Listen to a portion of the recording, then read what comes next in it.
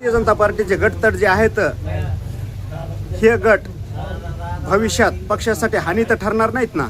तसं नाही आहे, गटतट नाहीतच. जे भाजप पक्ष जो उमेदवार देईल तो उमेदवार खरा राहील आणि त्याच उमेदवारासाठी सर्व भारतीय जनता पक्षातील लोक आणि पदाधिकारी हे काम करतील.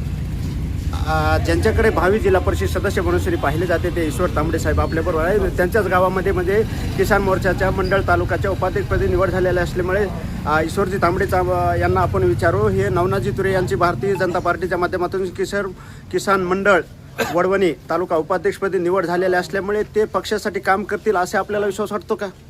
100% काम करतील.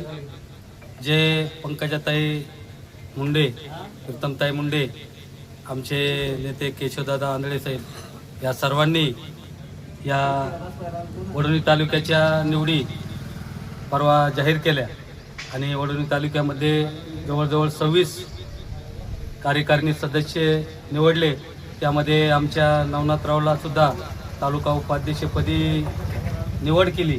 त्याबद्दल मी त्यांचं खूप खूप शुभेच्छा देतो आणि त्यांना पुढील भविष्यामध्ये चांगलं काम करावं, पक्ष कसा वाढेल याकडं लक्ष द्यावं. यासाठी मी प्रथमतः आमच्या चिंचवण ग्रामस्थांच्या मार्फत आणि वडवणी तालुका भारतीय जनता पार्टीचा युवा मोर्चाचा अध्यक्ष म्हणून त्यांना खूप खूप शुभेच्छा देतो. आणि तुम्ही जे म्हटलं की पक्षामध्ये गट तट, अजिबात आमच्या भारतीय जनता पार्टीमध्ये गट तट नसतात. देशामध्ये एकमेव अशी भारतीय जनता पार्टी आहे की त्यामध्ये गट तट घेतले जात नाहीत आणि मान्य केले जात नाहीत. असा वडवणी तालुक्यामध्ये येणाऱ्या काही दिवसामध्ये तुम्हाला दिसेल.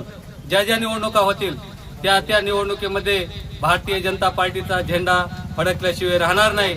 आणि आमच्या नेत्या आदरणीय पंकजाताई उत्तमताई यांचे हात बळकट करण्यासाठी आम्ही सर्वजण या ठिकाणी, आमची ज्येष्ठ मंडळी आहे इथं, आप्पा आहेत, विनोद आहेत, अंगद आहेत, लक्ष्मणराव, गोरखतते आहेत, नामदेवराव, सगळे नवनाथराव, हे सर्व ह्या गावचे पहिल्यापासून भारतीय जनता पार्टीवर प्रेम करणारे आणि एकनिष्ठ नेते आहेत. त्यांच्यामुळेच आम्ही या ठिकाणी तालुक्यामध्ये काम करतो आणि यापुढे सुद्धा डोंगरपट्ट्यातील सर्व जनता खंबीरपणे भारतीय जनता पार्टीच्या मागे उभी राहत आलेली आहे आणि यापुढेही राहील अशी या ठिकाणी मी सदिच्छा व्यक्त करतो. आणि पुनश्च एकदा आमच्या नवनाथला शुभेच्छा देतो आणि लवकरच काही दिवसामध्ये आम्ही वडवणी तालुक्यातील ज्या ज्या निवडी झाल्यात त्या सर्व निवडी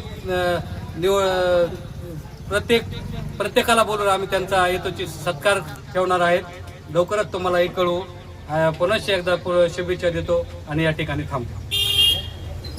सदरील भारतीय जनता पार्टीच्या माध्यमातून श्री वरिष्ठ नेत्यांनी माझ्यावर जी जबाबदारी टाकली ती सक्षमपणे सांभाळून या राज्याच्या मंत्री नामदार पंकजाताई मुंडे, केशवरावजी दादा आंधळे, संजय भाऊ आंधळे, ईश्वरजी तांबडे, शंकररावजी देशमुख जिल्हाध्यक्ष बीड यांच्या माध्यमातून त्यांच्या नेतृत्वाला सोबेल असे काम करून टाकेल अशी प्रक्रिया लाईव्ह देवकाला माहिती देताना वडवणी तालुका किसान मंडळाच्या उपाध्यक्षपदी निवड झालेले सन्माननीय नवनाथजी तुरे साहेब लाईव्ह देवकाला माहिती देताना बोलतात. पत्रकार बाबूराव तिडके, लाईव्ह देवकरच बीड.